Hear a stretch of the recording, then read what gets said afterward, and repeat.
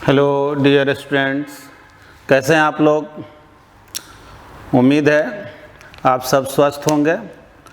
और पिछले वीडियो में जो सिंपल हार्मोनिक मोशन का वीडियो आया था उसमें लास्ट टाइम में जो है कुछ टाइम तक माइक जो है नहीं लगने के वजह से आप लोग कैमरा के साउंड से डायरेक्ट देखे थे और थोड़ा बहुत प्रॉब्लम हुआ था देखने में। तो अभी जो है वो एक बिल्कुल क्लियर रहेगा, उस प्रिकॉशन को हम लोग ध्यान में रखे हैं। हाँ, सिंपल पेंडुलम आप लोगों को पढ़ाया गया था और सिंपल पेंडुलम पर बेस्ड जो है कुछ हम लोग न्यूमेरिकल्स भी बनाए थे। ठीक है, उससे रिलेटेड हम होमवर्क देंगे और प्रॉब्लम से फिर से आएंगे। एसएचएम का भी हम पूरी तरह से प्रॉब्लम बताते हुए नहीं चल रहे हैं। अभी जो है सिंपल हार्मोनिक मोशन में जो थियोरेटिकल कंटेंट है वो सब लेकर के चल रहे हैं। हाँ, एक बात ज़रूर, अगर आपके पास एससी वर्मा का बुक हो तो सिंपल पेंडुलम जो आप पढ़े हैं उसमें आप 43 से ले करके 47 तक के राउंड अबाउट प्रॉब्लम आप ट्राई कर सकते हैं। ऐसे आज मैं कंपाउंड पेंडुलम आपको पढ़ाऊंगा, उसके बाद जो है ना मैं होमवर्क वगैरह सब डिस्कस करूंगा। तो चलिए आज हम लोग पढ़ते हैं कंपाउंड पेंडुलम।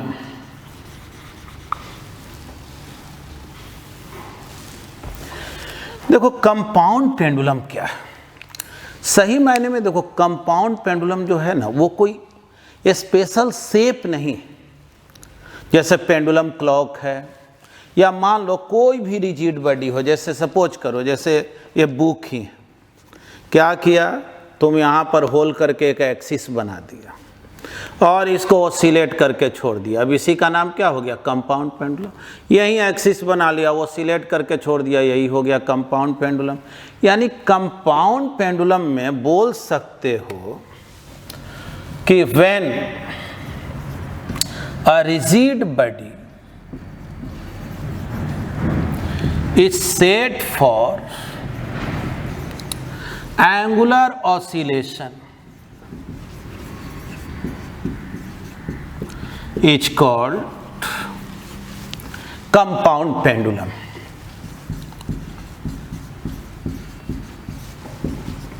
या कंपाउंड पेंडुलम को ही हम लोग फिजिकल पेंडुलम भी बोलते हैं। फिजिकल पेंडुलम है ना। अब देखो जनरली जो है कंपाउंड पेंडुलम के केस में कुछ इस टाइप का हम लोग शेप ले लेते हैं।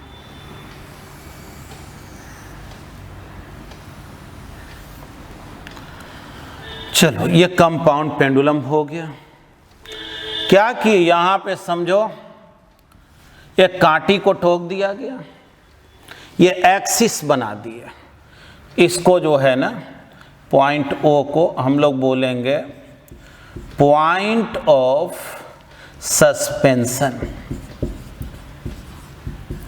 और इस एक्सिस को जो यहाँ पे एक्सिस बनाए हैं, इस एक्सिस को हम लोग बोलते हैं एक्सिस ऑफ ओसिलेशन। ठीक ना, जैसे यहाँ एक्सिस बना दिया और इसी के अबाउट ओसिलेट करा रहे। ठीक ना, जैसे समझो यहाँ होल कर दिए, तो जो होल किए और मान लो एक एक्सिस यहाँ अटैच कर दिए, एक रॉड इसमें अटैच कर, तो ये रॉड ही क्या चीज़ का काम करने लगा, एक्सिस का। अब जो है जब ये ओसिलेट नहीं कर रहा होता, यानी जब ये इक्विलिब्रियम में होता है, तब इसका जो सेंटर ऑफ मास है या सेंटर ऑफ ग्रेविटी है, जो कहो, दोनों एक ही बात है। हालांकि centre of mass centre of gravity में थोड़ा फर्क होता है, लेकिन जहाँ पे हम लोग जी का वैल्यू 9.8 मीटर पर सेकेंड स्क्वायर कांस्टेंट मान के चलते हैं, वहाँ पे centre of gravity centre of mass में कोई फर्क नहीं करते। तो देखो जी, जब ये ओसिलेट नहीं करेगा तब ये पेंडुलम जो है इस पोजीशन में, यानी point of suspension and centre of gravity lie along A vertical line. Suppose करो पॉइंट ऑफ सस्पेंशन और सेंटर ऑफ ग्रेविटी के बीच का जो डिस्टेंस है वो L है। अब तुम क्या किए, इसको कुछ वेलोसिटी दे दिए और ये ओसिलेट करने लगा। ठीक ना। इसको तुम कुछ वेलोसिटी दे दिए और ये ओसिलेट करने लगा। सपोज करो कुछ टाइम के बाद जो है ये कंपाउंड पेंडुलम जो है इस पोजीशन में पहुंच गया, इसका सेंटर ऑफ ग्रेविटी इधर कहीं आ गया। थोड़ा सोचो, इसमें एंगुलर डिस्प्लेसमेंट होगा, मान लो ये थीटा एंगल से डिफ्लेक्ट करके।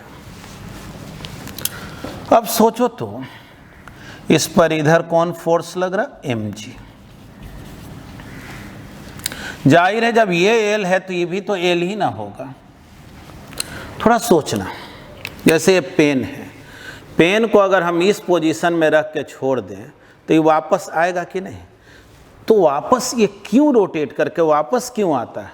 तो बोलेंगे क्या कि ये जो mg है, जैसे देखो इस पेन पर यहाँ जो mg लग रहा है इसका वेट है ना, तो ये वेट क्या करना चाहता है कि ये पेन वापस से रोटेट करे, ठीक ना। mg चाहता है पेन वापस से रोटेट करे, यानी कि ये mg टॉर्क एग्जर्ट करता है। यानी बोलेंगे कि टॉर्क ड्यू टू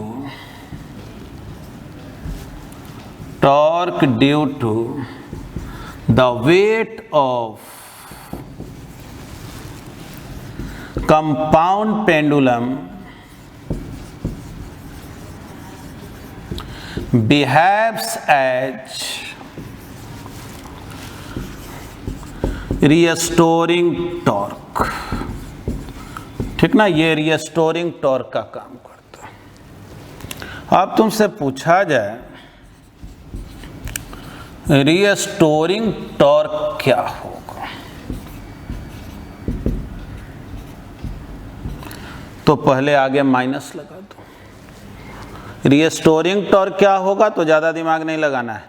जैसे रिस्टोरिंग फोर्स में सिखाए थे ना कि आगे माइनस लगा दो, वैसे ही जब रिस्टोरिंग टॉर्क का बात हो तो क्या करो, आगे माइनस लगा दो, क्योंकि ऑब्जेक्ट जा रहा है इधर, लेकिन mg जो है इसको वापस रोटेट करके लाना चाह रहा है। तो याद करो तो टॉर्क कितना होगा इस पॉइंट O के अबाउट, तो बोलेंगे टॉर्क का फॉर्मूला होता है फोर्स इंटू परपेंडिकुलर। तो फोर्स तो mg हो गया, इसको पीछे एक्सटेंड करा दो और यही हो गया परपेंडिकुलर डिस्टेंस। देख लो ये थीटा तो ये भी थीटा, ये L है, ये थीटा है तो L साइन थीटा होगा क्या, तो बोलेंगे mg into L sine theta. ये हो गया रिस्टोरिंग टॉर्क। और जैसा कि तुम जानते हो कि टॉर्क होता है I into alpha, moment of inertia into angular acceleration minus mgl sine theta. देखना, तुम जानते हो ना कि SHM में हमेशा जो डिस्प्लेसमेंट होता है, चाहे वो लीनियर हो या एंगुलर हो, वो वेरी स्मॉल होता। तो ये जो साइन थीटा हम लोग लिखे हैं, sine theta is approximately equal to theta because theta is very small. देखो तुम में से जो है ना कुछ स्टूडेंट को दिक्कत इसमें हो रहा होगा, ये क्या आप लिख दिए।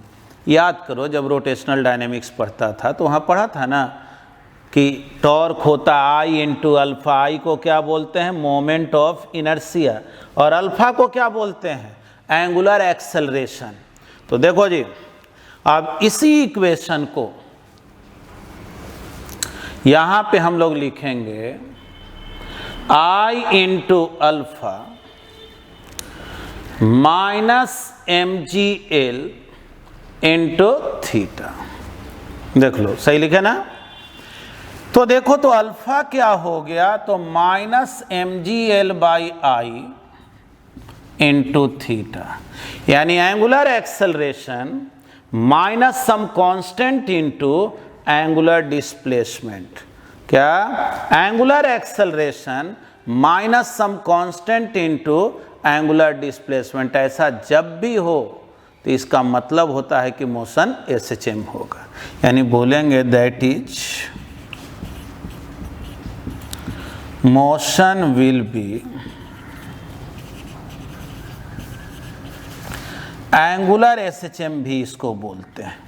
यानी एक बात तो स्पष्ट हो गया ना इस इक्वेशन से कि कंपाउंड पेंडुलम का जो मोशन होगा वो सिंपल हार्मोनिक मोशन होगा। इसमें ये जो है ना एंगल जो है बढ़ते घटते रहता है। देखो यही एंगल जब अपने मैक्सिमम वैल्यू पर पहुंचेगा ना तो उसको हम लोग एंगुलर एम्पलीट्यूड बोल देते हैं। तो चलो इसका तो एक स्क्रीनशॉट ले लो। तो देखो जैसा कि अभी हम लोग देखें कि angular acceleration minus mgl/i into theta,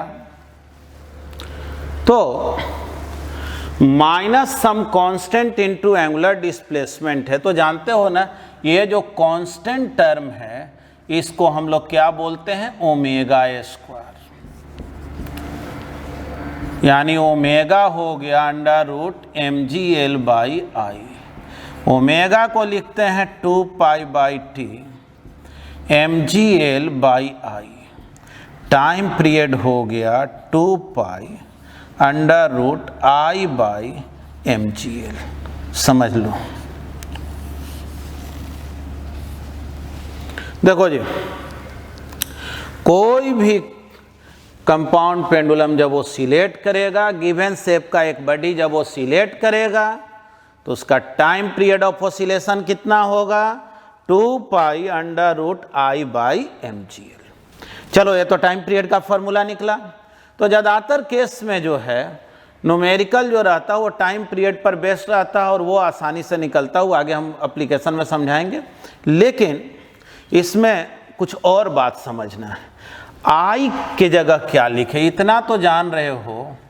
आई क्या है, तो मोमेंट ऑफ इनर्शिया। और जानते हो मोमेंट ऑफ इनर्शिया किसी एक्सिस के अबाउट ना होता है। तो हाँ बिल्कुल, जैसे यहाँ एक्सिस है इसी एक्सिस के अबाउट ना वो सिलेक्ट कर रहा है तो हम लोग बोलेंगे कि moment of inertia about axis of oscillation. ठीक, अब आई का वैल्यू क्या लिखे, मोमेंट ऑफ इनर्शिया का वैल्यू क्या लिखे। तो बोलेंगे कि देखो भाई अब कोई गिवन शेप का बॉडी नहीं ना, रिंग रहता तो mr² बोल देते, डिस्क रहता mr²/2 बोल देते, hollow sphere, solid sphere, cylinder रहता उसके अकॉर्डिंग बोलते। लेकिन अब तो हमको तो पता तो है नहीं। तो उस केस में देखो याद करो ये एक्सिस यहाँ पर, एक्सिस अक्सर याद करो जब भी मोमेंट ऑफ इनर्शिया पढ़ता था ना तो एक्सिस अक्सर सेंटर से पास करता था। तो अगर मान लो यहाँ से पास करने वाले एक्सिस के अबाउट मोमेंट ऑफ इनर्शिया अगर मालूम हो और इसके अबाउट निकालना हो तो हम लोग क्या करते हैं, तो पैरेलल एक्सेस थ्योरम यूज करते हैं। तो देखो जी, let mk² be the moment of inertia of याद करो m तो मास हो गया, k को रेडियस ऑफ गायरेशन बोलते। तो mk² be the moment of inertia of compound pendulum about an axis which passes through its center of gravity। ठीक है, तो देखो जी समझ लो ऐसे एक्सिस कहाँ से पास करा, सेंटर, इसके अबाउट मान लिए मोमेंट ऑफ इनर्शिया mk² है, लेकिन I का मतलब तो है इसके अबाउट। तो बोलेंगे कि mk² में ऐड कर दो ml² को, ठीक ना, mk² प्लस ml², ये I हो गया। अब I का वैल्यू यहाँ पुट करो तो देखो तो टाइम पीरियड कितना हो गया, 2π।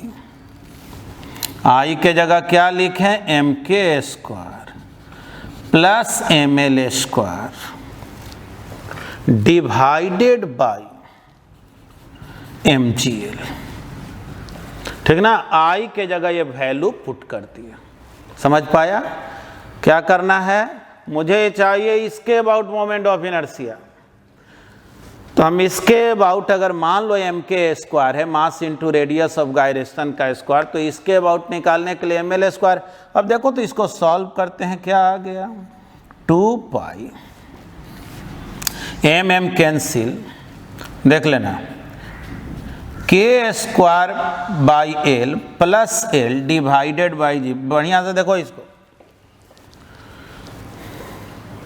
सही लिखा हुआ है ना, एल से डिवाइड किए तो एक एल इसका कैंसिल हो गया। थोड़ा सा इस फॉर्मूला को मिलाओ तो सिंपल पेंडुलम से। सिंपल पेंडुलम में क्या पढ़ा था, 2 pi under root L by G. इसमें क्या हो गया, L plus K square by L. सोचो अगर मान लो इसी कंपाउंड पेंडुलम को सिंपल पेंडुलम में अगर कन्वर्ट करना होता तो तुम ऐसा करता कि L plus K square by L इतना लेंथ का अगर एक धागा में छोटा सा बॉल को लटका देता है, स्मॉल बॉल को लटका देता, तब बतलाओ तो उसका टाइम पीरियड यही हो जाता कि नहीं, बोलो। यानी कि तुम ऐसा मान करके चलो कि एक कंपाउंड पेंडुलम नहीं है, ये सिंपल पेंडुलम ही है, लेकिन इसका लेंथ एल ना होकर कितना है, तो L plus K square by L, ठीक ना। उसमें के स्क्वायर बाई एल को ऐड कर दो, तो ये जो पॉइंट आया ना, इस पॉइंट को हम लोग बोलते हैं पॉइंट ऑफ ऑसिलेशन, ठीक ना। क्या बोलेंगे, पॉइंट ऑफ ऑसिलेशन। ध्यान से देखो, पॉइंट ऑफ सस्पेंशन और पॉइंट ऑफ ऑसिलेशन के बीच का डिस्टेंस क्या होता है, तो L plus K square by L. Knowledge के लिए एक और बात जानो, वो ये है कि अगर पॉइंट ऑफ ऑसिलेशन को इंटरचेंज कर दो पॉइंट ऑफ सस्पेंशन से, यानी इसको उल्टा करके लटका दो, ओ डैश को यहाँ ला दो, वो को यहाँ ला दो, तब भी क्या देखोगे ना कि टाइम पीरियड पे कोई फर्क नहीं पड़ता है, ठीक ना। इस बात को भी नोट में लिख लेना है। अच्छा, पहले तो तुम इसका एक स्क्रीनशॉट ले लो, उसको हम लिख दे रहे हैं। देखो यहाँ नोट में लिख दिए, time period of compound pendulum does not change when point of suspension and point of oscillation are interchange, ठीक ना। इसको इंटरचेंज भी कर दोगे ओ और ओ डैश को, तो टाइम पीरियड पे कोई फर्क नहीं पड़ता। अब देखो, तुमसे कहा गया find time period of oscillation of compound pendulum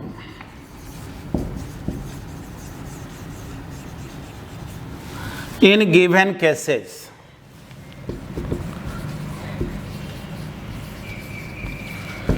suppose करो तुमसे कहा गया कि एक रिंग है, इसको हैंग करा दिए तुम एक नेल के हेल्प से, ठीक ना। कांटी में एक रिंग को लटका दिए और रिंग ऐसे ओसिलेट कर रहा। कहा जा रहा है क्वेश्चन में कि रिंग का रेडियस आर है, मतलब इसका टाइम पीरियड ऑफ ऑसिलेशन क्या होगा। तो भाई देखो, रिंग तो एक गिवन शेप का, बट इसको सिंपल पेंडुलम तो बोल नहीं सकते हैं। तो देखो टाइम पीरियड कैसे निकालें। टाइम पीरियड क्या होगा, तो 2 pi under root I by M G L, यही ना होता है। एल मतलब क्या होता है, एल के जगह हम क्या रखें, तो एल मतलब होता है पॉइंट ऑफ सस्पेंशन से सेंटर ऑफ ग्रेविटी का डिस्टेंस, यानी एल के जगह यहाँ क्या लिखना पड़ेगा, आर, है ना। आई के जगह क्या लिखे, तो देखो आई जो है मोमेंट ऑफ इनर्शिया हो गया इस रिंग का, याद रखना है ये रिंग है, तो रिंग का मोमेंट ऑफ इनर्शिया इसके अबाउट एम आर स्क्वायर होता है ना। तो इसके अबाउट क्या होगा, तो पैरेलल एक्सिस थ्योरम यूज करेंगे, M R square plus M R square, यानी आई के जगह क्या पुट किए, 2 एम आर स्क्वायर, है ना। अब आई का वैल्यू यहाँ रख दो, टाइम पीरियड क्या हो गया 2 pi under root 2mr² by mgr। देखो तो कितना आ गया 2 पाई 2r बाई जी, ठीक ना, 2r बाई जी। वैसे तो जो क्वेश्चन था उसका आंसर हो गया। अगर इसी क्वेश्चन में तुमसे ये पूछ देना कि ये बतलाओ ये जो पॉइंट ऑफ सस्पेंशन है वहां से पॉइंट ऑफ ऑसिलेशन का डिस्टेंस क्या होगा, अक्सर ऐसा क्वेश्चन पूछा नहीं जाता, लेकिन अगर बाय द वे पूछ दिया जाए तो देखो अभी ना तुम कुछ देर पहले पढ़ा कि 2 पाई l plus K square by L by जी। इससे तुम अगर कंपेयर करो तो l plus K square by L के जगह क्या आ गया है 2r ना।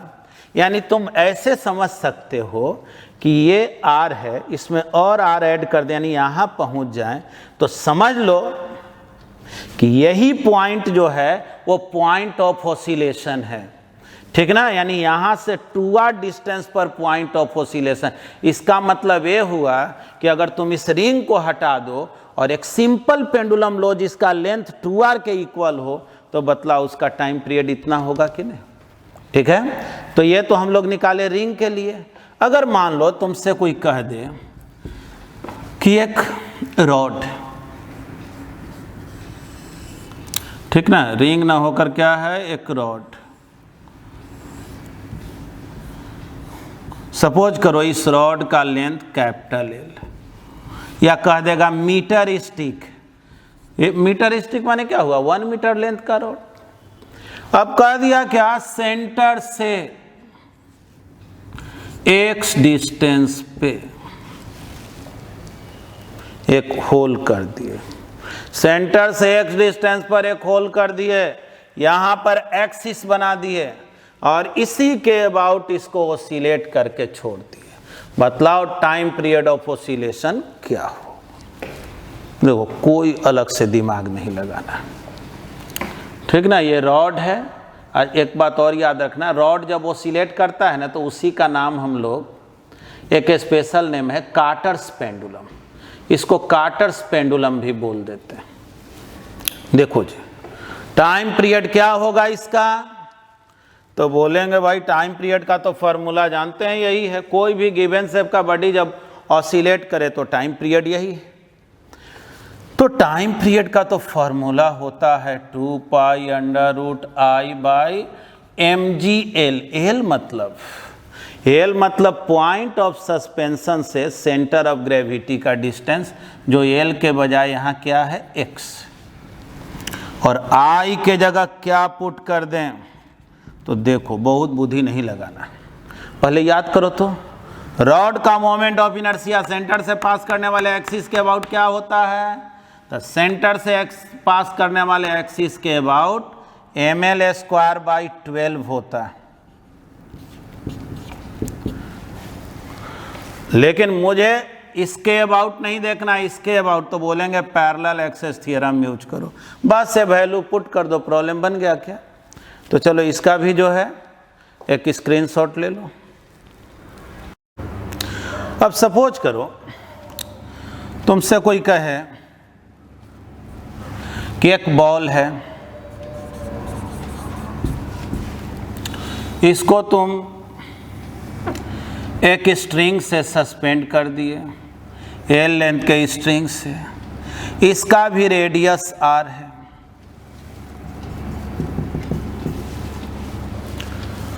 और इसको जो है तुम ऑसिलेट करके छोड़ दिया। ये बतलाओ इसको कंपाउंड पेंडुलम बोलें कि सिंपल पेंडुलम बोलें। तो देखो तब बोलेंगे क्या कि देखो ये डिपेंड करता है इस चीज़ पे, अगर एल का जो वैल्यू है ना आर से बहुत बड़ा हो तब इसको हम लोग सिंपल पेंडुलम जैसा ट्रीट करते हैं, नहीं तो इसको ट्रीट तो करना चाहिए कंपाउंड पेंडुलम जैसा ही। तो जब आर दिए हुए है और टाइम पीरियड ऑफ ऑसिलेशन पूछा जा रहा है तो बनाना तो इस तरह से ही चाहिए। बोलो क्या formula 2 pi under root I by mgl। L के जगह, एल मतलब पॉइंट ऑफ सस्पेंशन से सेंटर ऑफ ग्रेविटी का डिस्टेंस, यानी ये हो गया L प्लस आर, है ना, L प्लस आर। अब देखना I के जगह क्या लिख, देखो ये बॉल है, सॉलिड स्फीयर है, बॉल बोले ना तो सॉलिड स्फीयर है, तो बतलाओ तो सॉलिड स्फीयर का मोमेंट ऑफ इनर्शिया इस एक्सिस के अबाउट कितना होगा, तो इस एक्सिस के अबाउट देखोगे तो 2/5 mr² प्लस हमको तो देखना इस एक्सिस के अबाउट, एक्सिस तो यहाँ है उसके अबाउट वो सिलेक्ट कर रहा है, तो बोलेंगे m L plus R whole square, यानी टाइम पीरियड कितना आ गया 2/5 mr² m L plus R whole square divided by mg L plus R. देखो तो इसको अगर हम लोग सॉल्व करें 2π, देख लो तो m तो कॉमन होकर कैंसिल हो गया, 2/5 r² divided by L plus R, L plus R यहाँ डिवाइड करोगे तो बच जाएगा L plus R whole divided by g,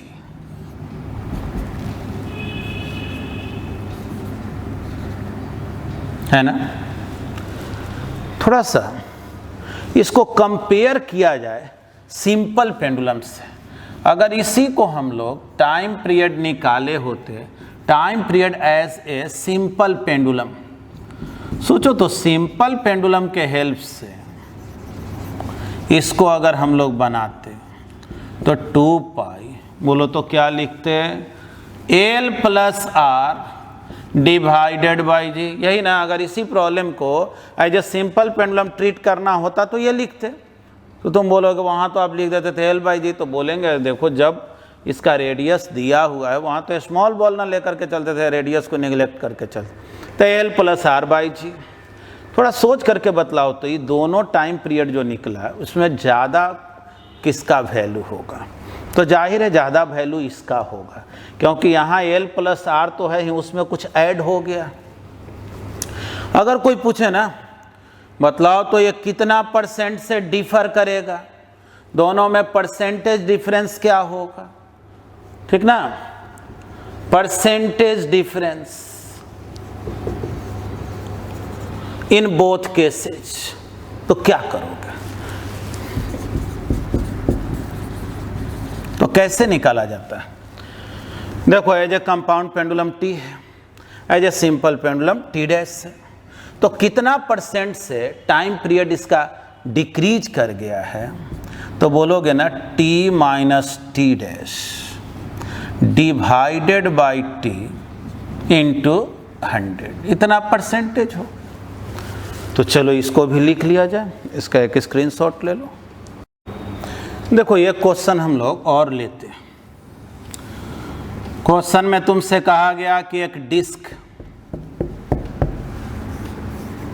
ठीक ना, एक डिस्क है, डिस्क के सेंटर से कुछ डिस्टेंस पर एक होल कर दिया गया, यानी समझो तुम यहाँ एक्सिस बना दिए और इसको ऑसिलेट करा के छोड़ दिए, ठीक ना। क्वेश्चन में दिया हुआ है कि इस डिस्क का radius r,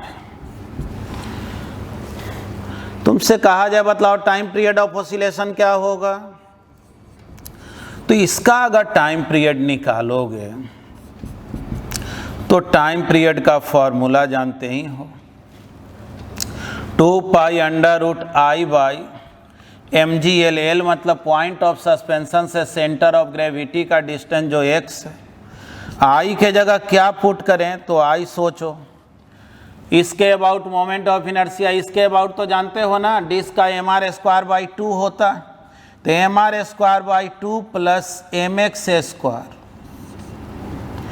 divided by mgx, है ना। तो एम तो कैंसिल हो गया, 2 पाई, क्या बचेगा देखो तो, आर स्क्वायर बाई 2 या R square by 2x plus x divided by G. ध्यान से देखो सही लिखे हैं कि नहीं, ठीक ना, x से दोनों साइड डिवाइड कर दिए। अब देखो तो अगर केवल क्वेश्चन में यही होता कि टाइम पीरियड क्या होगा तब तो आंसर हो गया, लेकिन अब तुमसे ऐसे क्वेश्चन में कह देगा बतलाओ इस x का वैल्यू क्या हो जिससे टाइम पीरियड मिनिमम, ठीक ना, टाइम पीरियड के लिए तो काम हो गया, टाइम पीरियड मिनिमम हो, x का वैल्यू क्या लें। तो देखो ये क्वेश्चन जो है अब कैलकुलस से रिलेटेड हो जाएगा, टाइम पीरियड x पे डिपेंड कर रहा है, तो कब मिनिमम होगा टाइम पीरियड। तो देखो सबसे पहले क्या करो ना, स्क्वायर कर दो। स्क्वायर करने का फायदा है कि कम से कम रूट वगैरह नहीं रहेगा, तो 4 pi square divided by G, R square by 2x plus x, ये इक्वेशन आ गया। या इसी को तुम ऐसे लिख सकते हो 4 pi square by G, R square by 2 x to the power -1 plus x। अब क्या पूछ रहा है कि x का वैल्यू क्या हो कि t मिनिमम हो, तो बोलेंगे कि for t to be minimum या t square to be minimum. याद रखो, अरे जब टाइम पीरियड मिनिमम होगा तभी उसका स्क्वायर भी मिनिमम होगा, तो for t square to be minimum dt square by dx should be equal to 0, यानी इसका डिफ्रेंसिएशन x के रिस्पेक्ट में 0 होना चाहिए। अब चलो इसको डिफ्रेंशिएट करते हैं,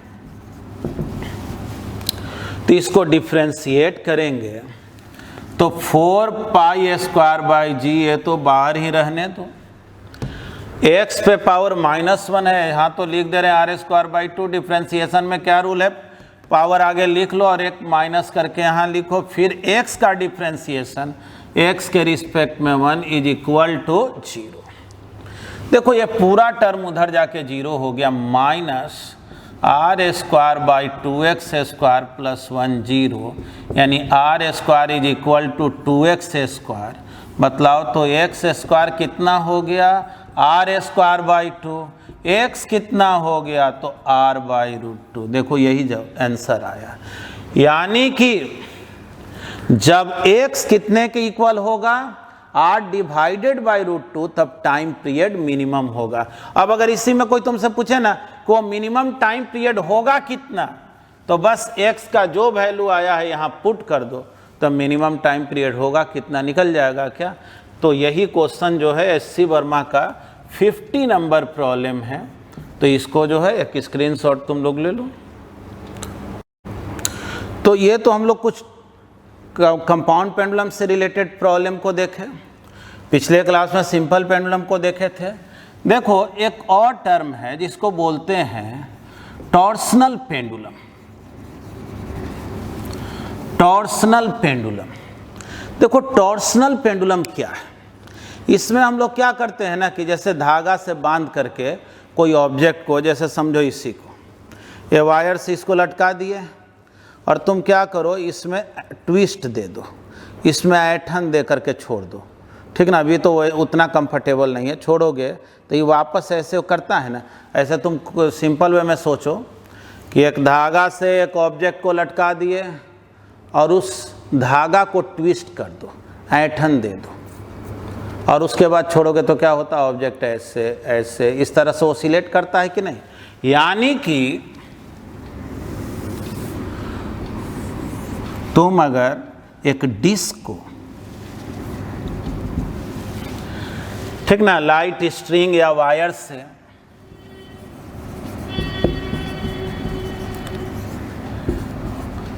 से सस्पेंड करती है और क्या किए, इस डिस्क को ट्विस्ट करके छोड़ दिया, तो तुम क्या देखोगे, डिस्क ऐसे ऐसे इस तरह से ओसिलेट करता है। यही नहीं, थोड़ा याद करो ना, प्रैक्टिकली में जितना ही ज़्यादा धागा में ऐंठन दोगे ना, जितने ज़्यादा ऐंठन दोगे उतना ही वो तेज़ी से वापस आता है। नहीं, क्योंकि जब तुम धागा को ट्विस्ट करते हो ना तो उस धागा में रिस्टोरिंग टॉर्क डेवलप होता है। तो देखो हम लोग बोलेंगे क्या कि व्हेन वायर हो या स्ट्रिंग हो, wire is twisted, A restoring torque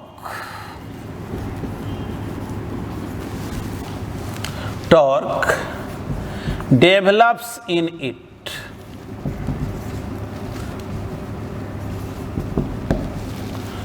और ये जो रिस्टोरिंग टॉर्क है, जितने ज़्यादा ट्विस्ट दोगे उतना ही ज़्यादा होता है।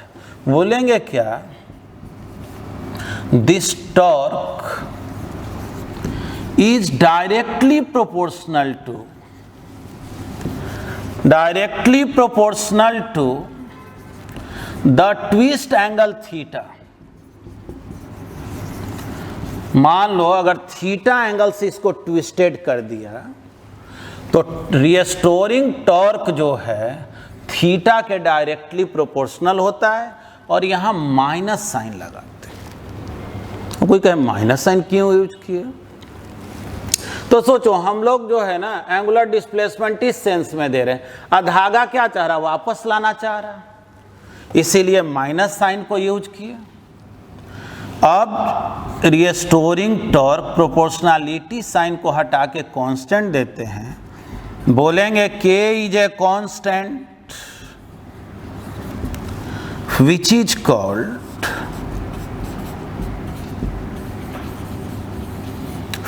called torsional constant. ठीक ना, इसका नाम क्या देंगे, टॉर्सनल कांस्टेंट। अब देखो जी, ये जो टॉर्क है इक्वल होता है किसके, I इंटू अल्फा के। I moment of inertia, alpha angular acceleration, K theta. देखो तो अल्फा क्या हो गया, minus K by I into theta, यानी angular acceleration minus some constant into angular displacement. तो इससे पता चल गया ना कि that is motion will be angular SHM। ठीक है, यानी कि ये जो डिस्क जो तुम सस्पेंड कराए हो वो एंगुलर SHM में वो ऑसिलेट करेगा। अब तुमसे पूछा जाए टाइम पीरियड ऑफ ऑसिलेशन क्या होगा, तो बोलेंगे देखो भाई ये जो कांस्टेंट टर्म है इसको क्या लिख दो, ओमेगा स्क्वायर। ओमेगा कितना, under root K by I। मुझे लेकिन निकालना क्या है, टाइम पीरियड। तो ओमेगा किसके इक्वल, 2 पाई बाई T के, K बाई I। बोलो टाइम पीरियड क्या होगा, 2 pi under root I by K। ठीक ना, यानी कि टॉर्सनल पेंडुलम के केस में टाइम पीरियड क्या क्या चीज पे डिपेंड कर रहा है, तो जिस ऑब्जेक्ट को सस्पेंड किए हो, जैसे यहाँ डिस्क है तो क्या जरूरी है कि हर बार डिस्क ही हो, हम इस पेन को ही एक धागा से लटका दें और इसको ट्विस्ट करके धागा को ऐंठन दे करके छोड़ दें तब भी वो ऑसिलेट करेगा कि नहीं। यानी कोई भी एक्सटेंडेड ऑब्जेक्ट होना, ये कोई पार्टिकल नहीं सस्पेंड करा देना।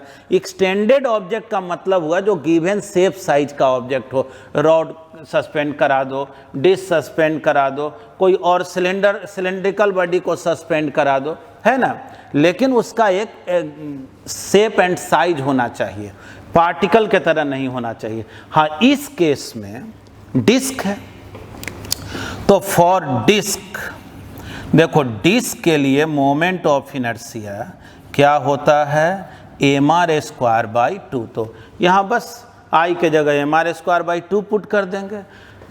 देखो तुमको हम पेंडुलम में कौन कौन पढ़ाए, थोड़ा याद करो।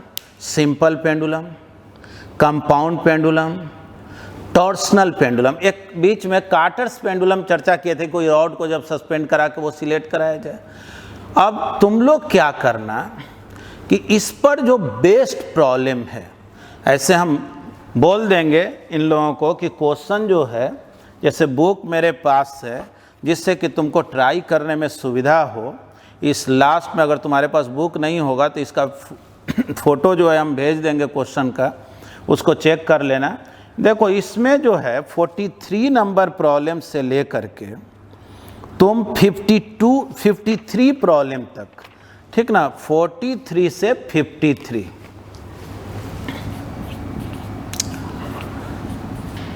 एससी वर्मा के बुक में simple harmonic motion page number जो है 255 है वॉल्यूम 1 में।